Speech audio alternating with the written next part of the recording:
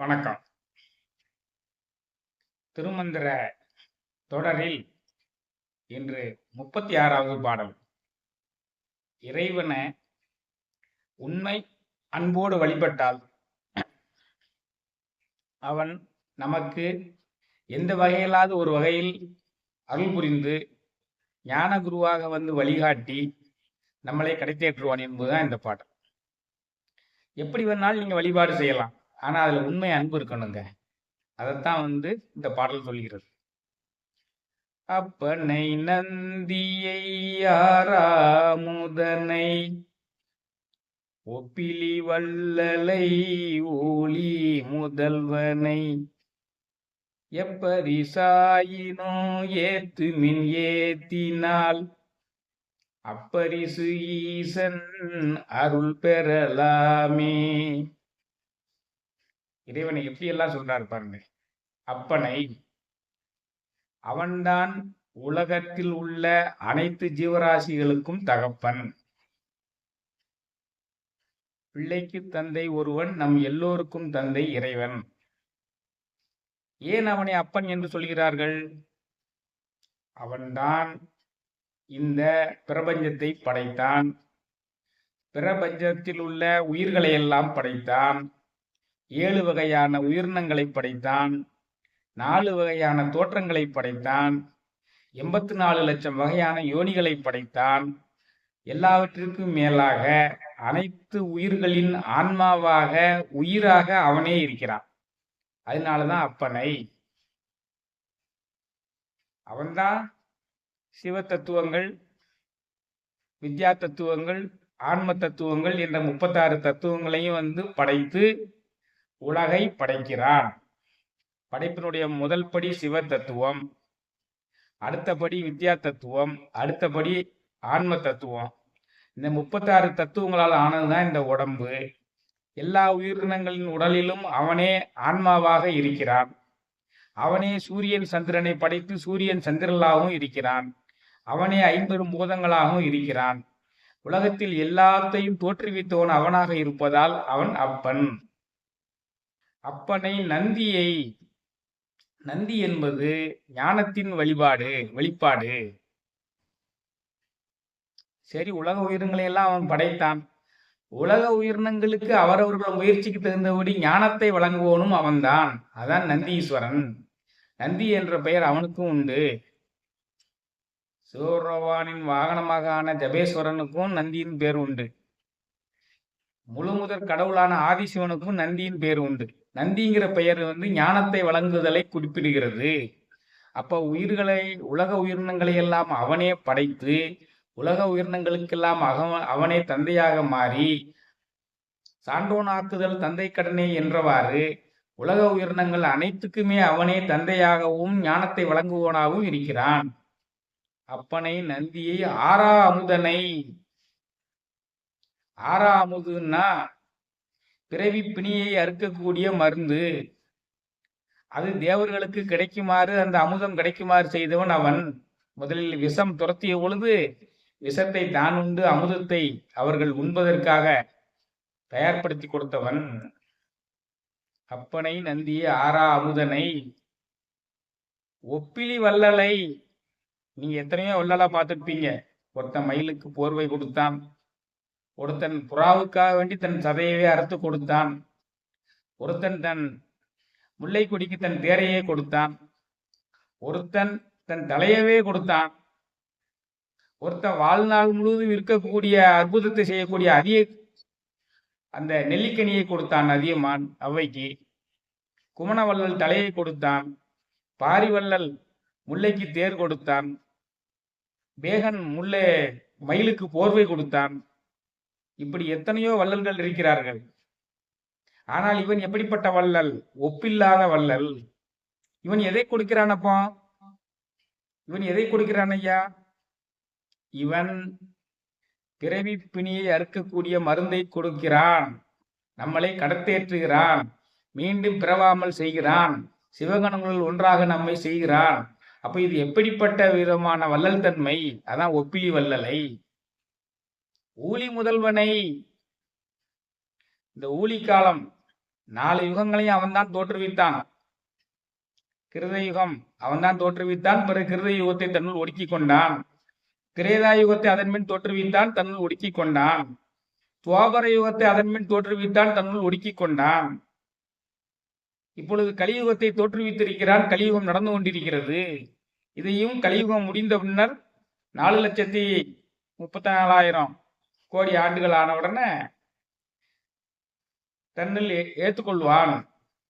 4,34,000 ஆண்டுகள் ஆன உடனே தன்னுள் ஒடுக்கிக் கொள்வான். அப்ப இந்த ஊழியை பூரா தோற்றுவிக்கக்கூடியவன் அவன் ஊழி முதல்வன். அப்பனை நந்தியை ஆறா அமுதனை ஒப்பிலி வல்லலை ஊழி முதல்வனை இவ்வளவு பெருமைகளெல்லாம் உடையவனாக இருக்கிறானே, அவனை எப்பரிசாயினும் ஏத்துமின். நீங்க எப்படி வணங்க வேண்டும் என்று நினைத்தாலும் அப்படி வணங்கலாம். அதில் உண்மை அன்பு இருக்க வேண்டும், அவ்வளவுதான்.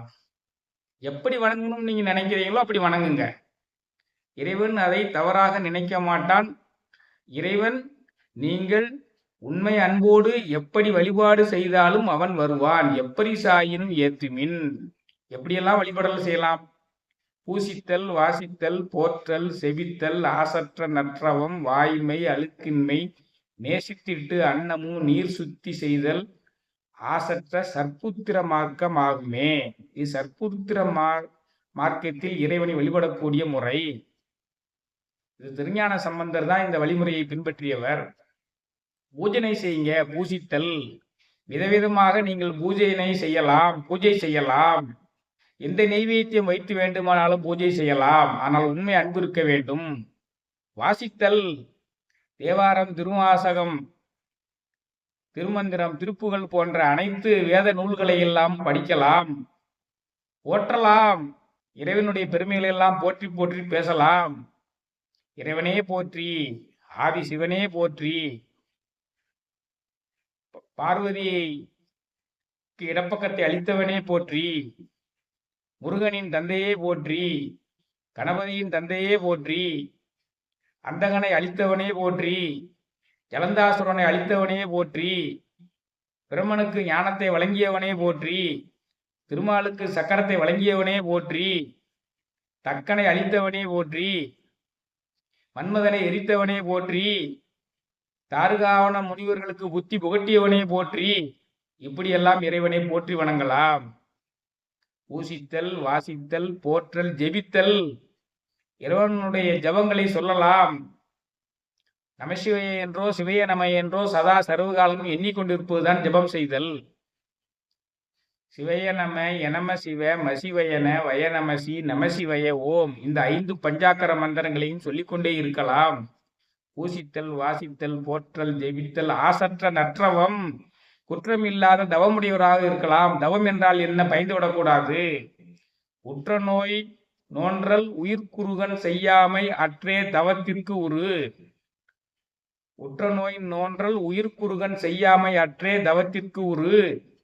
பிற உயிர்களுக்கு துன்பம் செய்யாமல் இருக்க வேண்டும். தனக்கு வந்த துன்பத்தை பொறுத்து கொள்ள வேண்டும். அதுதான் தவத்தினுடைய வடிவம்.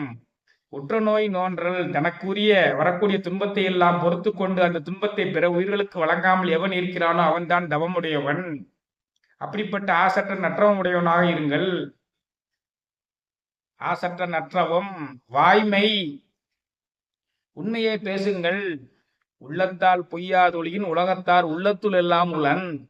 நீங்க உலகத்தில் உள்ளவங்களுடைய உள்ளத்தில் எல்லாம் இருப்பீர்கள். இறைவன் உங்க உள்ளத்தில் இருப்பான். வாய்மை. ஆசற்ற நற்றவம் வாய்மை. அழுக்கின்மை, ஆணவம், கண்மம், மாயை என்ற மும்மலங்களை இல்லாமல் வாழ வேண்டும்.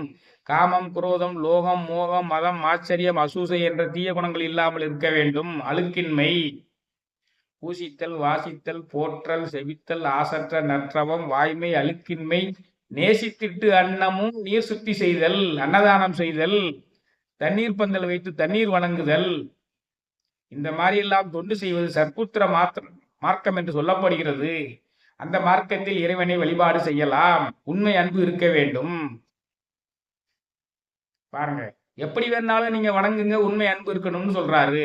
எப்படி வணங்க வேண்டும் என்பதற்கு அவரே இந்த பாடலை எல்லாம் வைத்திருக்கிறார். இது சற்புத்திர மார்க்கத்துக்கான பாடல். எளிய நல் தீபமிடல், மலர் கொய்தல், அழிதின் மெய்தல், மெழுகல் அது தூர்தல், வாழ்த்தல், பழிமணி பற்றல் பல் மஞ்சனமாதி தளி தொழில் செய்வதுதான் தாசமார்க்கமே. அடுத்து தாசமார்க்கம்னா என்னன்னு சொல்றாரு. கோயில்ல போய் உழவாரப்பணிகள்லாம் செய்யறதுதான் தாசமார்க்கம். கோயில்ல தீபமிடுதல், கோயில்ல பூக்களை எல்லாம், கோயில் நந்தவனத்தில் உள்ள பூக்களை எல்லாம் பறித்து மாலையாக தொடுத்து இறைவனுக்கு போடுதல், எளிய நல் தீபமிடல், மலர் கொய்தல், அழிதின் மெதுகள் அது தூர்தல், தூத்து மெழுகிறது, வாழ்த்தல், இறைவனை வாழ்த்தி பாடிக்கொண்டிருக்குதல், கோயில்ல வந்து பாட்டு பாடுறோம் இல்லையா, அந்த வாழ்த்தல், பழிமணி பெற்றல், கோயில்ல மணி ஆற்றுறது, மணி அடிக்கிறது, பல் மஞ்சனமாதி இறைவனுடைய அபிஷேகத்திற்கு தேவையான அபிஷேக பொருள்களை எல்லாம் கொண்டு வருவது, தளிதொழில் செய்வதுதான் தாசமார்க்கமே. இது தாசமார்க்கம் என்று வழங்கப்படுகிறது. அது சற்புத்திர மார்க்கம் முதல்ல சொன்னது, இது தாசமார்க்கம். கோயில்ல உழவார பணிகள் செய்வது எல்லாம் தாசமார்க்கத்தில் வருகிறது. உண்மையோட அன்போடு இந்த வேலைகளை எல்லாம் செய்யலாம். திருநாவுக்கரசர் இந்த நெறியை பின்பற்றினார். பாருங்க. அடுத்து சகமார்க்கம். இறைவனை தோழனாக கருதி அவனிடமே பேசிக்கொண்டும் பாடிக்கொண்டும் சொல்லிக்கொண்டும் அவனிடம் உரையாடி கொண்டும் இருப்பது. ஒரு நண்பன் இருக்கான்னா என்ன செய்வான், நமக்கு வேண்டியதெல்லாம் செய்வானா இல்லையா, அதே போல இறைவனை நண்பனாக பாவிக்கக்கூடியது சகமார்க்கம். சுந்தரர் இந்த வழியை பின்பற்றினார். அவர் பித்தா பிரைசூடி பெருமானே அருளாளா எத்தால் மறவாதே நினைக்கின்றேன் மனத்துன்னை வைத்தாய் பெண்ணை தென்பால் வெண்ணை நல்லூர் அருத்துறையுள் அத்தா உனக்கு ஆளாயினி அல்லிய நனனாமே என்று பாடினார். முதல் பாட்டு. இறைவனையே பித்தா என்று சொன்னார்னா இறைவனை நண்பனாக பாவித்தால் தானே அப்படி சொல்ல முடியும். பைத்தியக்காரனின் கடவுளை சொல்றான்னா ஒருத்தன், அப்ப இறைவனை நண்பனாக பாவித்தார். அது சகமார்க்கம். பித்தா பிரைசூடி பெருமானே அருளாளா எத்தால் மறவாதே நினைக்கின்றேன் மனத்துன்னை வைத்தாய் பெண்ணை தென்பால் வெண்ணை நல்லூர் அருட்துறையுள் அத்தா உனக்கு ஆளாயினி அல்லேனனாகுமே. இது வந்து சகமார்க்கம். சன்மார்க்கம். உடம்புக்குள்ள ஒளியாக இறைவனை காண்பது சன்மார்க்கம். திருமூலர் இந்த நெறியை பின்பற்றினார். ஆன சமயம் அது இது நன்றனும் மாய மனிதர் மயக்கம் அது ஒளி காணங்கடந்த கடவுளை காணமின் ஊனங்கடந்த ஒளி அது ஆமே. உடம்புக்குள்ள ஒளியாக இருக்கக்கூடிய இறைவனை காண்பது சன்மார்க்கம். எல்லா வகையான நெறிகளிலும் உண்மையான அன்பு இருந்தால் இறைவன் வருவார். வள்ளலார் சாமிகளும் சன்மார்க்கத்தை பின்பற்றினார். அருட்பெருஞ்சோதி அருட்பெருஞ்சோதி தடுப்பெருங்கருணை அருட்பெருஞ்சோதி. முதல்ல உள்ள அருட்பெருஞ்சோதி பிரபஞ்சத்தில் பேரொளியாக உள்ள இறைவனை குறிக்கிறது. இரண்டாவது உள்ள அருட்பெருஞ்சோதி நம் உள்ளத்தில் பேரொளியாக உள்ள இறைவனை குறிக்கிறது. எங்கெல்லாம் கருணை இருக்கிறதோ அந்த உள்ளத்தில் கடவுள் வாழ்வான், ஜோதியாக வாழ்வான் என்கிறது அந்த பாடல், வள்ளலார் சாமிகளுடைய பாடல். ஆக இந்த 4 மார்க்கத்தில் எந்த மார்க்கத்தில் வேண்டுமானாலும் நீ இறைவனை வழிபாடு செய்யலாம். அதில் உண்மை அன்பு இருக்க வேண்டும். எப்பரிசாயினும் ஏத்துமின் ஏத்தினால் அப்பரிசு ஈசன் அருள் பெறலாமே. நீ எந்த அளவுக்கு உண்மை அன்போடு இறைவனை வழிபாடு செய்கிறாயோ, இந்த 4 மார்க்கங்களில் ஏதேனும் ஒரு மார்க்கத்தில், எந்த மார்க்கத்தில் நீ இருந்தாலும் சரி, உண்மையோட அன்போடு நீ வழிபாடு செய்தால் இறைவன் ஞான குருவாக வந்து உனக்கு வழிகாட்டி நீ பிறவி பிணியை அறுப்பதற்கு உதவி செய்வான். எப்படி வேண்டுமானாலும் இறைவனை வணங்கலாம். உண்மை அன்பு இருக்க வேண்டும்.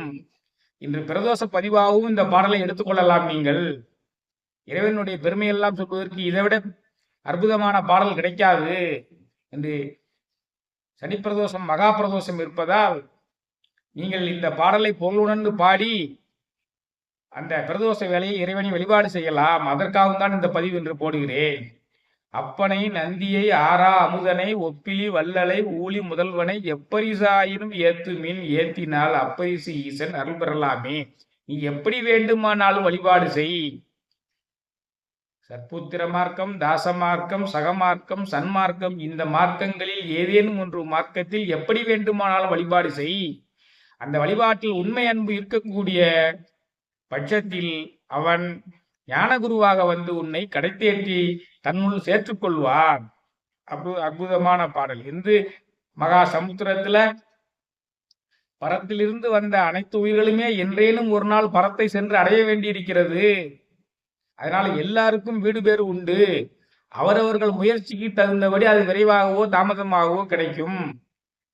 இப்படி திருமந்திரத்தை படித்து அதை பின்பற்றி நடந்தால் நாம் எளிதில் கடைத்தேறி விடலாம், பிறவி பிணியை அறுத்து விடலாம். அப்பனை நந்தியை யாராமுதனை ஒப்பிலி வள்ளலை ஊழி முதல்வனை எப்பரிசாயினோ ஏத்துமின் ஏத்தினால் அப்பரிசு ஈசன் அருள் பெறலாமே. மற்றும் ஒரு திருமந்திர பாடலை எடுத்துக்கொண்டு விரைவில் சந்திக்கிறேன். அதுவரை உங்களிடமிருந்து விடைபெறுகிறேன்.